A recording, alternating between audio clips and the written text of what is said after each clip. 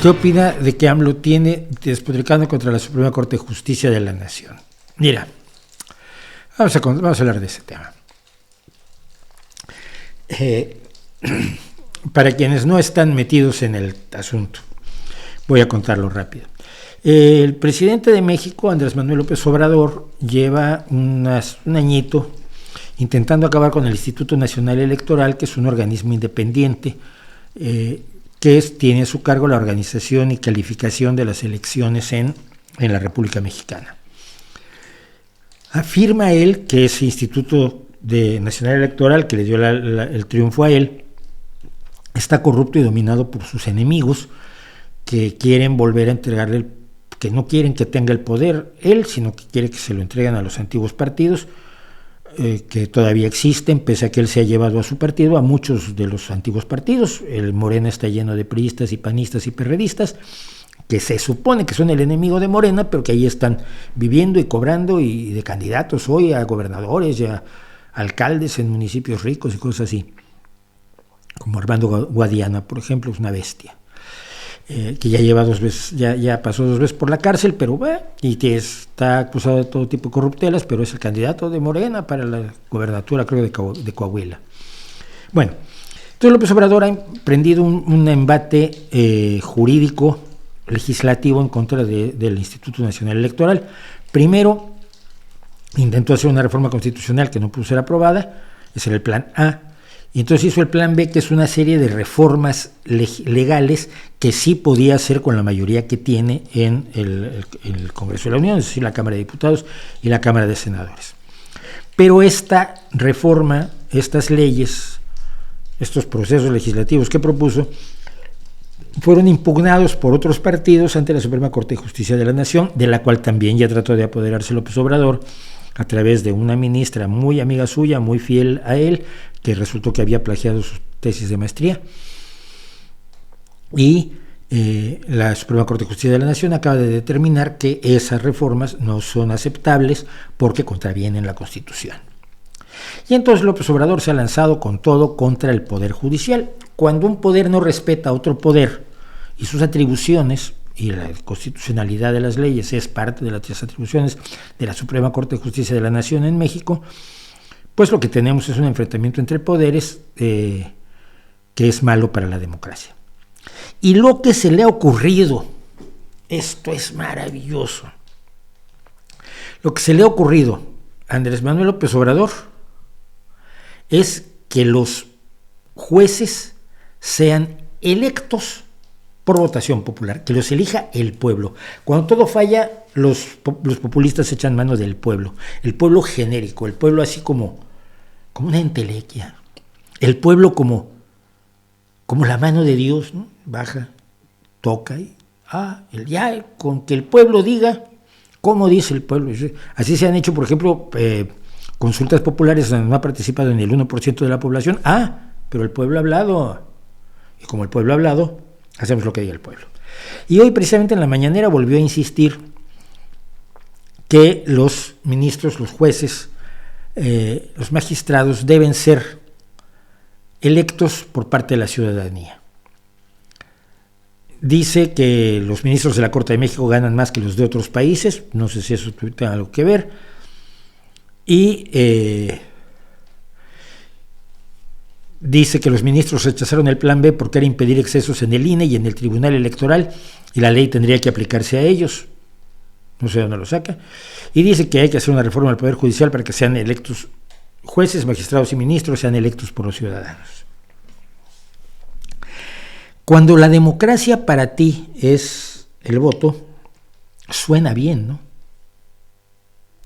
Si eliges al legislativo y eliges al ejecutivo, que en México, en los estados presidencialistas se eligen independientemente, en los parlamentarios no, pues ¿por qué no elegir a los jueces? Pues los jueces tienen muchos problemas.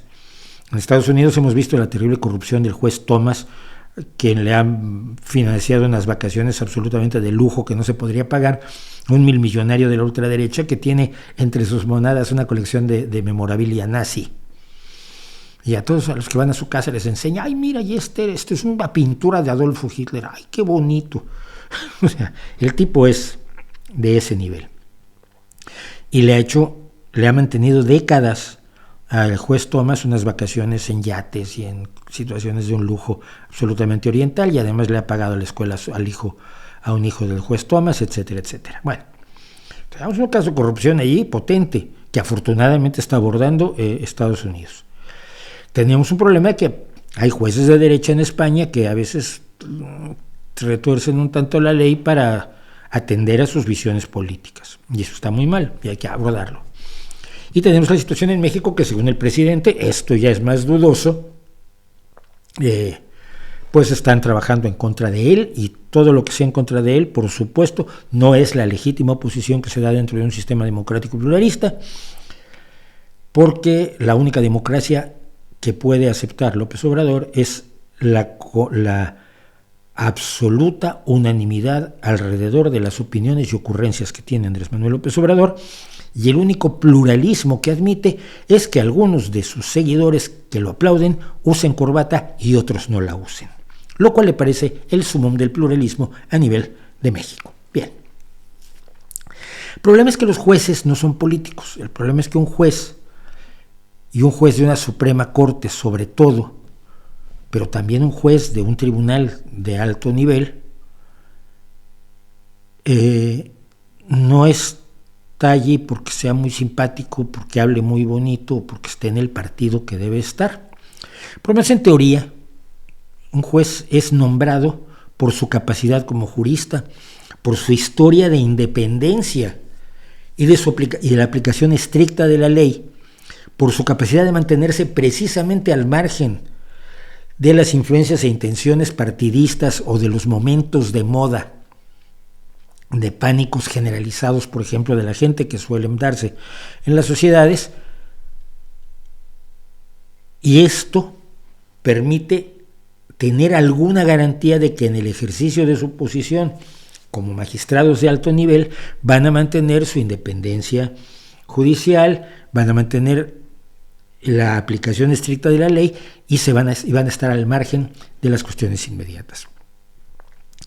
Los nombramientos de jueces son sin fecha final, son generalmente sin fecha final, sobre todo en los tribunales supremos de los países, que eso también implica que se pueden aislar de las pasiones temporales del público y les permite aplicar la ley pensando en la justicia y no en la conveniencia política o electoral. Imagínense que eligiéramos a los ingenieros que van a hacer una presa. En vez de hacer una valoración de las capacidades de la constructora, del historial de ese ingeniero como gran constructor de presas, de su utilización de los mejores materiales y de su capacidad de hacer las cosas bien y al menor precio posible, dijéramos que la próxima presa que se va a construir en el país la construirá el ingeniero que gane las elecciones. Y entonces habrá un ingeniero que sea muy buen ingeniero y muy malo hablando en público, y habrá un ingeniero que probablemente no pueda hacer una casita de muñecas sin que se le caiga, pero que hable muy bien y que pueda hacer promesas maravillosas de cómo va a ser todo extraordinario si a él le dan la presa, y entonces que gane las elecciones. O que el cirujano que lo va a operar usted de una válvula cardíaca fuera elegido por el pueblo. El pueblo ha decidido que el mejor médico, el mejor cirujano en el hospital, el cirujano cardíaco del hospital ha sido elegido por votación popular del municipio. El municipio donde esté el hospital ha votado que ese es el médico que lo va a operar a usted. Aunque no haya operado una válvula cardíaca en su vida, pero pues se habla muy bien, le prometió cosas a la gente, besa bebés, sonríe, tiene complicidades, va al bar donde están todos, invita a las copas. Y entonces lo han electo el cirujano que lo va a abrir a usted en canal para abrirle el corazón y cambiarle una válvula cardíaca. ¿Parecería lógico? No, mira, la democracia tiene, entre sus muchos defectos, tiene muchísimas ventajas para ciertas cosas, pero no es la solución para absolutamente todo. Un juez que no tenga experiencia, que tenga un historial deficiente en cuanto a la aplicación de la ley, que se le haya olvidado que el artículo 16 decía no se permitirá y se acordó que decía se permitirá y pues ya lo permitió, que no tenga conceptos de justicia o de equidad puede ganar las elecciones utilizando los mecanismos populistas, mecanismos de democracia, de demagogia, que no van a garantizar la justicia a las personas o situaciones que se pongan a su consideración. Es un mecanismo imperfecto. Es muy fácil, otra vez, es muy fácil diagnosticar los problemas. Las judicaturas no son perfectas, no en ningún lugar del mundo lo son. Los jueces son seres humanos y a veces se tuercen. Sí, es cierto, pasa eso con los jueces, pasa con todo el mundo, hay que ser muy cuidadosos, tenemos que tener mecanismos de vigilancia, de supervisión entre los propios jueces, entre organismos externos, probablemente ONGs o instancias determinadas ciudadanas que puedan vigilar el correcto ejercicio, de la judicatura por parte de un magistrado, pero el hecho de que las cosas estén mal, eso es muy fácil verlo. Yo lo he dicho en muchas ocasiones aquí. Una cosa es ver que hay un problema. Ay, mira, esas personas tienen hambre. Uy, qué barbaridad, pero es muy fácil ver el problema. La mayoría de los problemas son bastante evidentes, no digo que todos, pero la mayoría de los problemas son bastante evidentes. Pero luego viene el problema de diagnosticar el problema. ¿Cuáles son sus causas? Bueno, esta gente tiene hambre porque tiene pocas tierras, entonces aunque sea muy productiva, pues lo que plantan no les alcanza para comer. Entonces la solución es que tengan más tierras, que tengan maquinaria, no sé.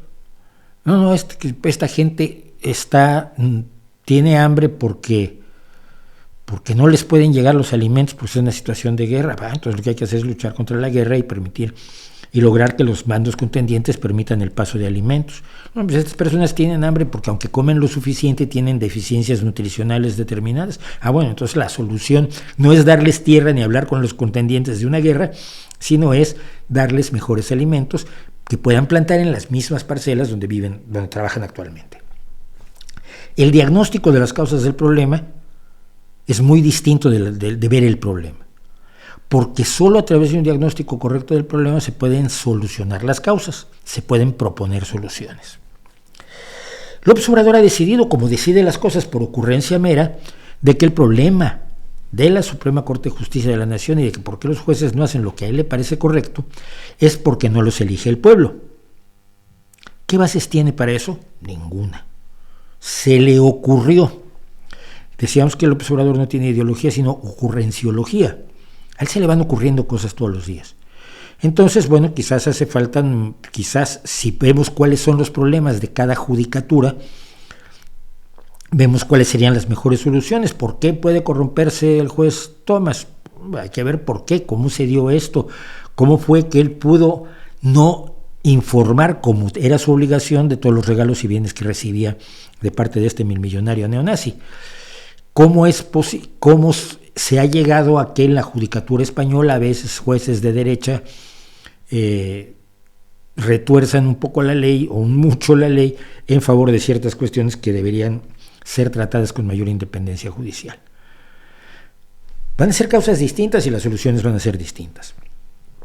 El problema en México, por supuesto, es que no hay un problema. La Suprema Corte de Justicia de la Nación está actuando con la independencia que le corresponde como uno de los tres poderes de la Federación. Que a López Obrador no le guste, no es un problema de la Suprema Corte de Justicia de la Nación. Que él perciba que hay un problema y lo diagnostique como aquí lo que falta es que elijan a los jueces, es un invento absolutamente sacado de la manga que no tiene ninguna base histórica, porque en todos los países se ha debatido, o si no en todos los países, en muchísimos países, se ha debatido una y otra vez el tema de la elección de los jueces y se ha llegado a la conclusión de que no es el mejor camino para tener una aplicación equitativa, firme, clara e independiente de las leyes para lograr la mayor cantidad de justicia posible en una sociedad, que es para lo que están los juzgados.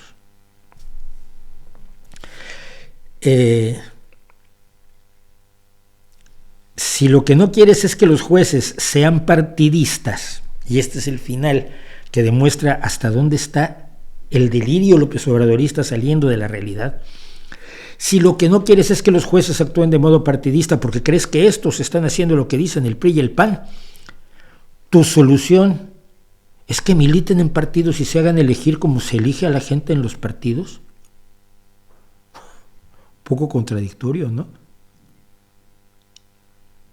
Si crees que unos señores que están jugando fútbol, crees que están jugando fútbol y crees que no deberían estar jugando fútbol, y tu solución es contratarlos como jugadores de un equipo de fútbol, tú eres tonto. O no piensas en lo que dices, que es generalmente lo que le pasa al observador. Dice lo que se le ocurre, luego lo piensa y lo trata de justificar, y para eso tiene además a los que son sus asesores, a los moneros y a los experiodistas o falsos periodistas, y a los que le dicen sí, señor, pero mire, hagámoslo así, y que son los que están llevando a cabo algunas de las decisiones reales, de las pocas que se toman en México.